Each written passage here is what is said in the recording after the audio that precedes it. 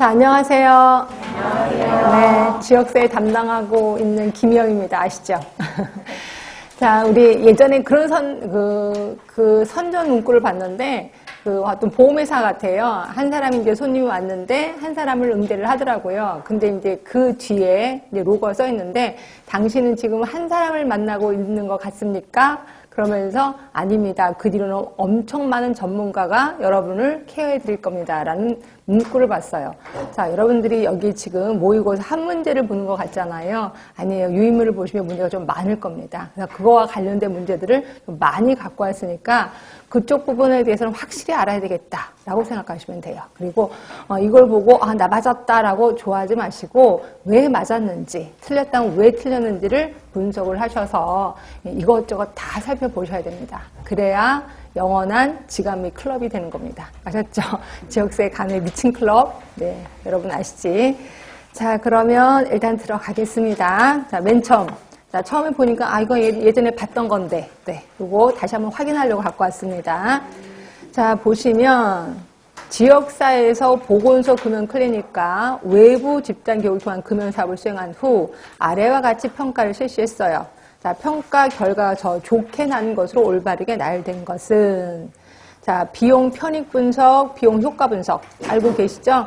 우리 목표가 여러 개일 때는 비용 편익 분석을 한다라고 표현했고, 목표가 하나로 설정이 됐어. 그러면 비용 효과 분석으로 들어간다라고 표현했고요.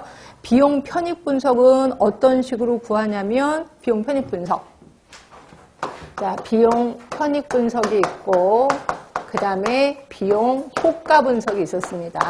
이거 구하는 공식이요. 자, 비용 편익 분석은 뭐에서 뭐를 빼냐면, 편익에서 비용을 뺀 거예요. 네. 그러니까 편익은 들어온 돈이고 거기서 비용을 빼면 비용 편익 분석에 구하는 공식이 나오는 거고요. 또는 이렇게 할 수도 있어요. 어떻게 하냐면 비용분의 편익 이렇게 구할 수도 있어요. 구하는 공식이 이렇습니다. 자, 그런데 비해서 비용 효과 분석은 비용 효과 분석은 들어간 돈, 투입 있었습니다. 그리고 요거를 몇 명으로 나누는 거죠. 몇 명. 그리고 이거를 또 다시 효과로 나누는 거죠. 그래서 요거의 단위가 이렇게, 우리 이거 예전에 문제풀이 할 때 이렇게 있잖아요. 원, 그리고 명, 그 다음에 퍼센트 이렇게 있을 거야. 그래서 한 명에게 1%의 효과를 누리는데 얼마 들었다 이렇게 표현했었을 겁니다. 그래서 요거는 당연히 머릿속에 좀 기억을 해두시고 비용 편익 분석은 이렇게 구하는구나 뭐도 좀 알고 계시면 돼.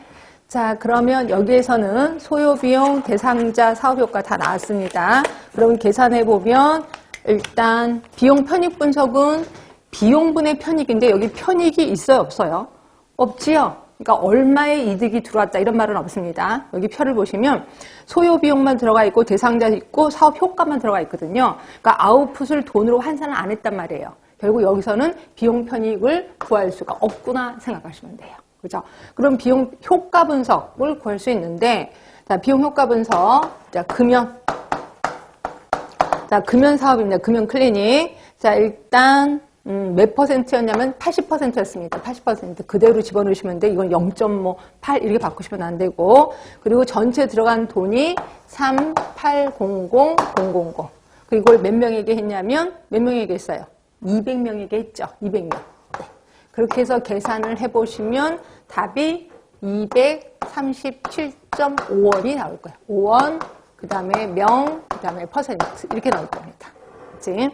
자, 그런데 비해서 자, 밑에 외부 집단 교육이요. 자, 집단 교육은 자, 몇 퍼센트냐면 50% 효과를 받습니다. 그리고 7000000 나누기 1000명에게 했네요. 자, 이것도 계산을 해보셨던 분은 아실 거예요. 140원이 나왔습니다. 자, 그러면 이거는 어떻게 된 거예요? 자, 그러니까 한 명에게 1%인데 이거는 237원이 들었고, 이거는 140원이 들었습니다. 그러면 이거는 높게 나올수록 좋아요? 적게 나올수록 좋아요? 적게 나올수록. 그래서 비용 효과 분석이고 외부 집단 교육이 훨씬 효과적이었다라고 보는 거죠. 그래서 답은 4번이 되는 겁니다. 4번. 네.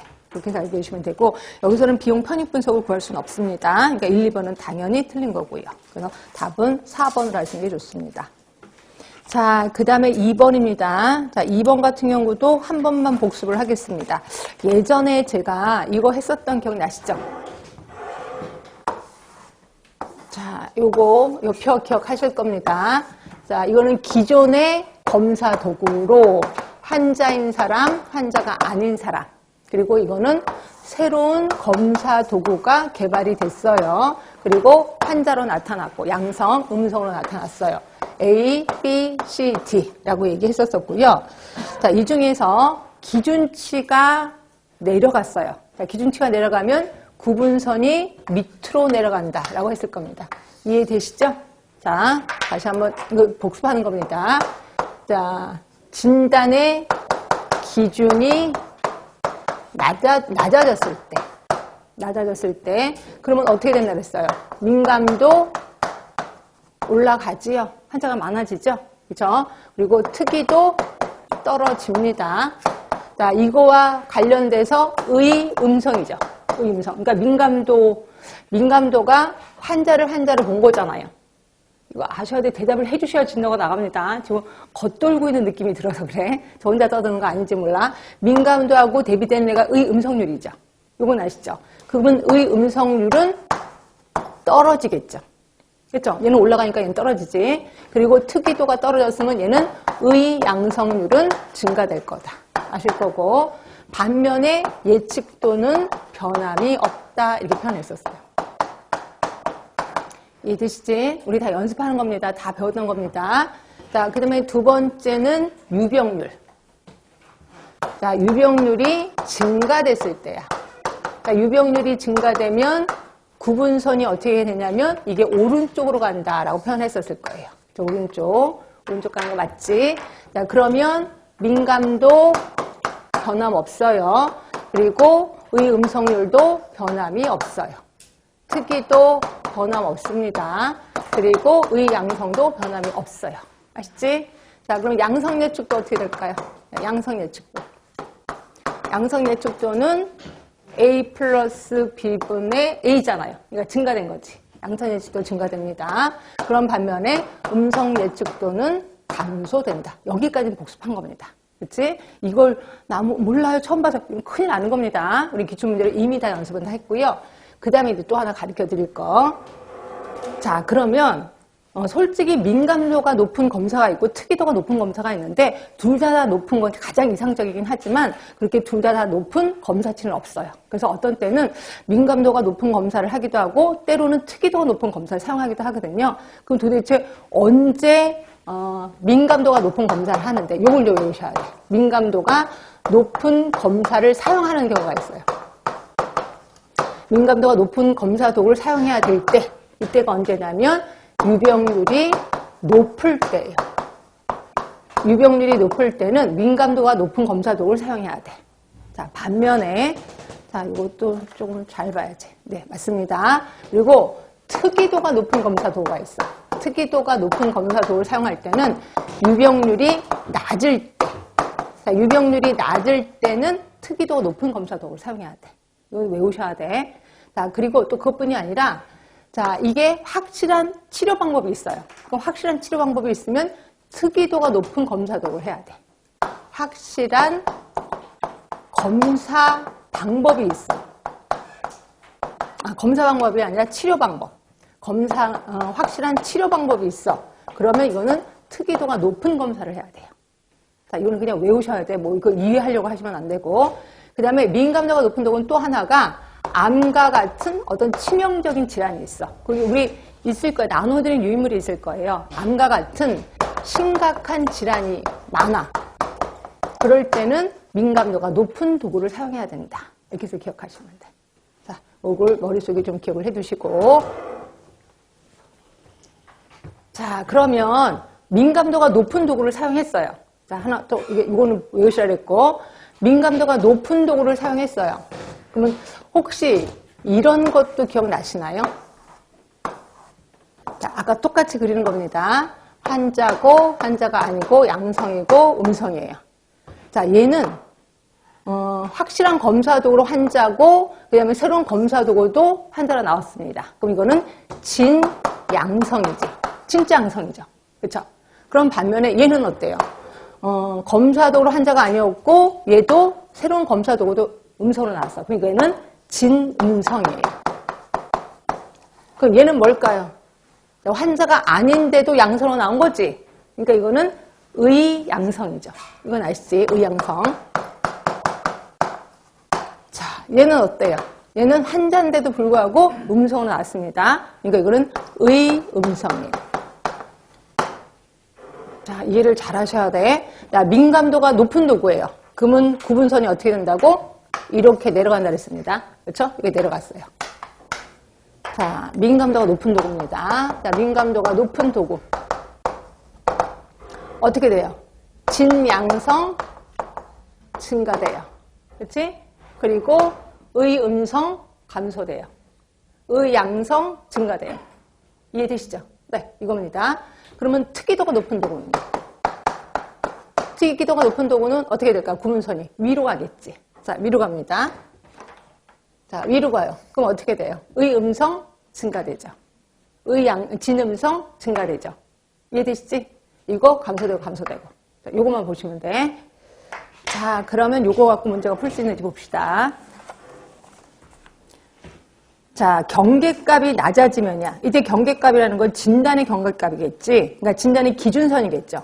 진단의 기준선이 낮아지면 민감도는 어떻게 될까요? 진단의 기준선이 낮아져. 그 민감도는 증가되죠. 그리고 특이도는 증가되죠. 그러니까 특이도는 감소되죠. 근데 이거는 반대로 된 거야. 그러니까 1번은 틀린 겁니다. 이해가 되셔야 되고. 자, 그 다음에 민감도가 높으면, 그러니까 민감도가 높은 도구를 사용했다는 거겠지. 그러니까 민감도가 높아요. 민감도가 높으면 이게 높아. 그럼 밑으로 내려갑니다. 그럼 음성 예측도는 어떻게 될까요? 안 구했지? 자, 민감도가 높습니다. 요거 지울게요. 요거 지워. 그 음성 예측도가 뭔지는 아시죠? 음성 예측도. 뭐예요? 뭐 보네? 음성 예측도는 뭐예요? 음성으로 나온 사람 중에 진짜지. 그럼 이건 뭐예요? 의음성 플러스 진음성 분의 뭐? 의음성이지. 그쵸? 증가되죠? 아니. 진음성이지, 진음성. 진음성이지. 그치? 음성 예측도. 그러면 어떻게 돼요? 자, 그러니까 민감도가 높으면 진양성 증가되고, 그러니까 보세요. 진양성 이건데 진의음성이 어떻게 돼요? 감소되죠. 아까 그랬잖아요. 민감도가 높으면 진양성 증가되고 의양성 증가되고 다 쓸까요? 다시 의음성 감소되고 진음성 감소됩니다. 맞지? 여기까지는 보시죠. 아까 제가 이게 올라가면 내려간다 그랬으니까 이렇게 되는 겁니다. 그러면 의음성 감소되고 진음성 감소되고 진음성 맞나? 갑자기 헷갈리는데? 감소되고 그럼 감소되나?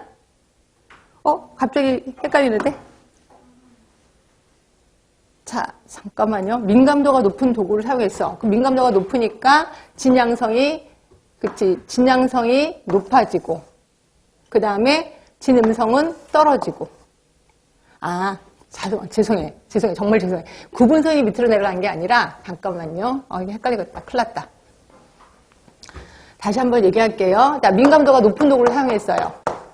그러면 어떻게 된다 그랬어요? 진양성은 올라가죠. 그러니까 요거 갖고 그냥 얘기하는 거야. 자, 이거 올라갑니다. 진양성이 올라가니까 의양성은, 맞지? 의양성, 그러니까 진양성이, 다시 한번 얘기하자. 이게 헷갈리는데. 자, 민감도 요거대로 하면 어떻게 됩니까? A 플러스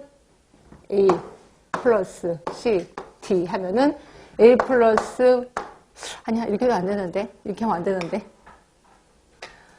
잠깐만, 제가 헷갈리네, 갑자기. 자, 민감도가 증가가 됐어. 그럼 진양성 당연히 증가될 거고, 그 다음에 진음성은 어떻게 될까요? 진음성. 떨어지겠죠. 그쵸? 그러면 진양성 증가되고, 그럼 의음성은 어떻게 돼요? 의음성. 의 음성. 떨어지지 않아요? 그치? 그러면 의 양성은요? 의 양성. 어떻게 될까요? 의 음성이, 그러니까